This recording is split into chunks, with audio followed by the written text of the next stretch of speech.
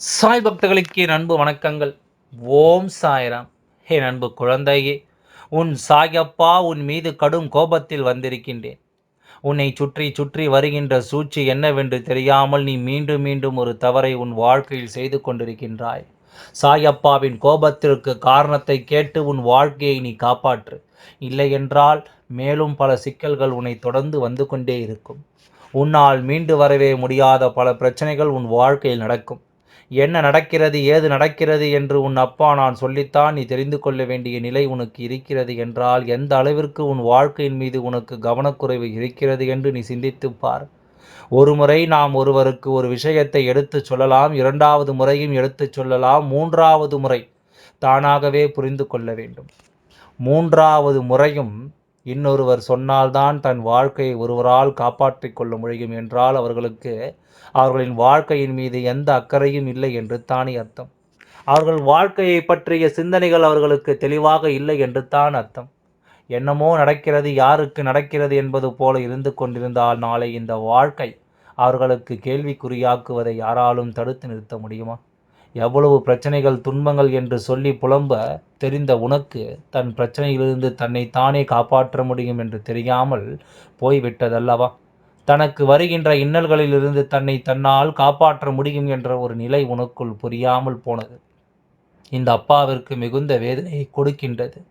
ஆரம்பத்தில் நீ செய்கின்ற செயல்களை எல்லாம் பார்க்கும்பொழுது உன் மீது இரக்கம் கொண்டு எனக்கு மனதளவில் உன்னை மன்னிக்க வேண்டும் என்று தோன்றினாலும் நாட்கள் செல்ல செல்ல எல்லாம் அறிந்தும் நீ செய்கின்ற சில விஷயங்கள் நிச்சயமாக என்னை கோபப்படுத்தி விட்டது. இந்த சாயப்பாவிற்கு உன் மீது அதிக கோபம் வருகின்ற அளவிற்கு அப்படி என்ன நடந்துவிட்டது என்று யோசிக்கின்றாயா? எதையுமே சர்வ சாதாரணமாக விட்டுவிடக்கூடாது. எந்த விஷயத்தையும் நாம் புரிந்து கொள்ளாமல் சென்றுவிடக்கூடாது. நம்மை சுற்றி நடக்கின்ற சில விஷயங்கள் இந்த வாழ்க்கையில் நமக்கு கொடுக்கின்ற பல இன்னல்கள் என்று பலவிதமான சூழ்ச்சிகள் உன் வாழ்க்கையில் உனக்கு இருக்கத்தான் செய்கின்றதல்லவா? இனி எல்லாமுமாக உன்னை நீ யோசித்து பார்க்க வேண்டிய நேரம். இனி எல்லாமுமாக இந்த வாழ்க்கையில் நீ அத்தனையையும் கடந்து வர வேண்டிய நேரம்.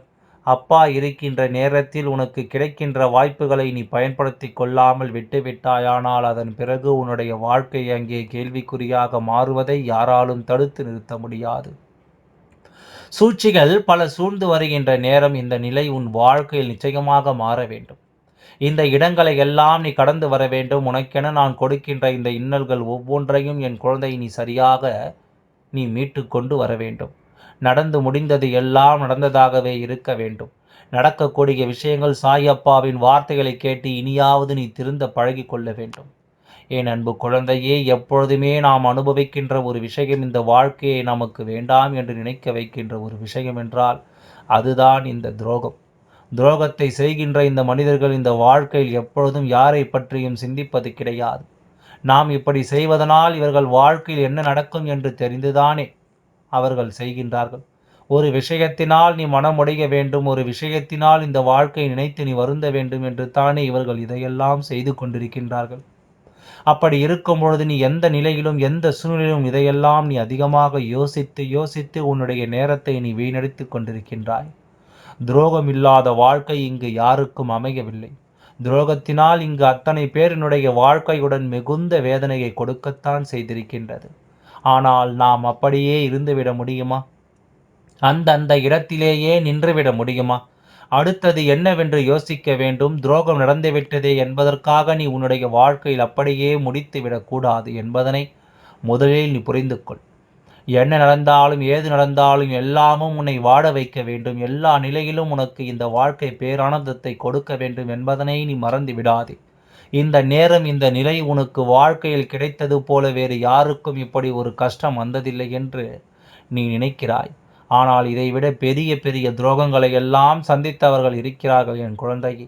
எப்பொழுதுமே அடுத்தவர்களோடு நம்மை ஒப்பிட்டு பார்க்கும்போது நம்மை விட அவர்கள் அதிக வேதனையில் இருக்கிறார்கள் என்று தான் நீ நினைக்க வேண்டுமே தவிர, நாம் பட்ட கஷ்டங்கள் யாரும் படவில்லை என்று நினைக்காதே. ஏனென்றால் யாருக்கு வாழ்க்கையில் என்ன பிரச்சனை இருக்கிறது என்பது அவர்களுக்குத்தான் தெரியும்.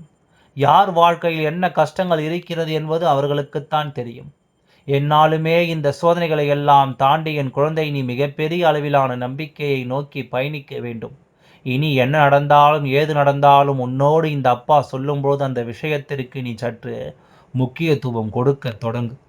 இதுவெல்லாம் வேண்டும் என்று தானே நடக்கிறது. இந்த சூழ்நிலைகள் எல்லாம் உன் வாழ்க்கையில் வேண்டும் என்றே தானே இந்த மனிதர்கள் கொடுக்கிறார்கள். இவர்கள் நினைத்தது போல உன்னுடைய வாழ்க்கையில் எந்த விஷயங்கள் என்னவாக நடந்தது என்பதனை என் குழந்தை சற்று நீ தெரிந்து கொள்ள முயற்சி செய்.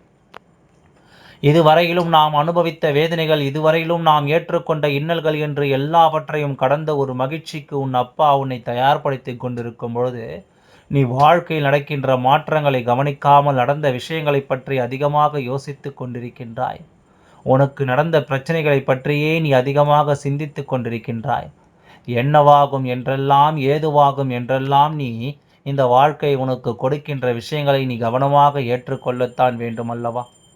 உன்னோடு நான் இருக்கின்ற இந்த நேரத்தை என் குழந்தை நீ சரியாக புரிந்து கொள்ள வேண்டும். உனக்காக எப்பொழுதும் நான் வருகிறேன் என்பதனை நீ உணர்ந்து கொள்ள வேண்டும். உன்னை சுற்றிலும் இந்த வாழ்க்கை உனக்கு என்ன கொடுக்கிறது என்பதனை நீ தெரிந்து கொண்டு, இந்த அப்பா இந்த வாழ்க்கையில் நடத்தக்கூடிய விஷயங்களுக்குள் இருக்கின்ற உண்மைகளை நீ சரியாக தெரிந்து கொண்டால் அது போதும்.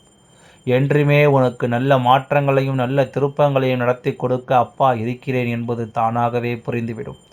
உன்னுடைய வாழ்க்கையை கேள்விக்குறியாக்க மட்டுமல்ல என் குழந்தை, நான் உன் வாழ்க்கையை என்ன செய்து விட்டேன் பார்த்தாயா என்று உன்னிடத்தில் சவால் விடுகின்ற அளவிற்கு உனக்கு கஷ்டங்களை இவர்கள் தெரிந்தே செய்ய நினைக்கிறார்கள். இது போன்ற மனிதர்களுக்கு மத்தியில் என் குழந்தை நீ வாழத்தான் வேண்டும். எந்த நிலையிலும் இந்த வாழ்க்கையை முடித்து கொள்ளக்கூடாது. ஒவ்வொரு முறையும் உன்னுடைய சிந்தனைகள் தோன்றுகின்ற ஒவ்வொரு விஷயங்களும் இந்த சாயப்பாவின் மிகுந்த கோபத்திற்கு ஆளாக்கிவிட்டது. நீ என்ன சிறு பிள்ளையா?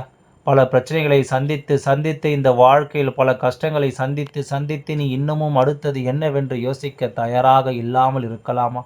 என் அன்பு குழந்தையே, இவர்களுக்கு மன்னிப்பு கொடுக்க வேண்டியது உன்னுடைய வேலையல்ல. இவர்களை மன்னிக்க வேண்டிய அவசியமும் உனக்கு இல்லை. ஏனென்றால் எந்த நிலையிலும் மற்றவர்களை பற்றி கவலைப்படாமல், மற்றவர்களுடைய எண்ணங்களுக்கு முக்கியத்துவம் கொடுக்காமல், யார் என்ன வேணாலும் நமக்கு என்ன என்று சொல்லி கொண்டிருக்கின்ற இவர்களுக்கு நீ மன்னிப்பு கொடுக்கலாமா? யாருக்கு இரக்கப்பட வேண்டும், எதற்காக இரக்கப்பட வேண்டும் என்பதனை முதலில் நீ புரிந்து கொள். நீ படுகின்ற இரக்கம் இந்த வாழ்க்கையில் ஒருபொழுதும் உனக்கு எதிராக திரும்பக்கூடாது. இன்று இருக்கின்ற சூழ்நிலையில் உண்மையாகவே கஷ்டப்படுகின்றவர்களுக்கும் உண்மையாகவே வேதனைப்படுகின்றவர்களுக்கும் நல்லது நடப்பதில்லை. அவர்களுக்கான உதவியும் அவர்களை சென்று சேர்வதில்லை. ஆனால் யார் நல்ல நிலையில் இருக்கின்றார்களோ அவர்களுக்குத்தான் அத்தனை உதவிகளும் சென்று சேர்கின்றது. அவர்களுக்குத்தான் அத்தனை உதவியும் இந்த வாழ்க்கையில் கிடைக்கின்றது.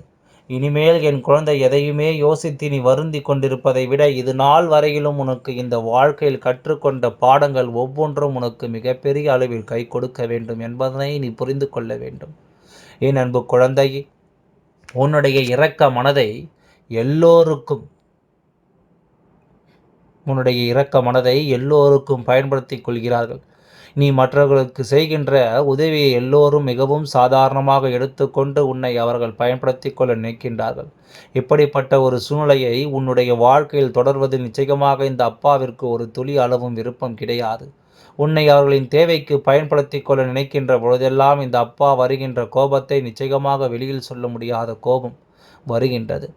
இனி என்ன சிறு குழந்தையா? எதற்காக என் குழந்தை இப்படியெல்லாம் மற்றவர்களுக்கு மத்தியில் சிக்கி தவிக்கிறது? எதனால் என் குழந்தைக்கு இது போன்ற கஷ்டங்கள் எல்லாம் வருகிறது என்று பார்த்தால், உன்னுடைய இரக்க குணத்தை இவர்கள் ஏமாளித்தனமாக நினைக்கிறார்கள். ஆனால் இனியும் நீ இப்படி வருந்தி கொண்டிருப்பதில் எந்த பலனும் இல்லை.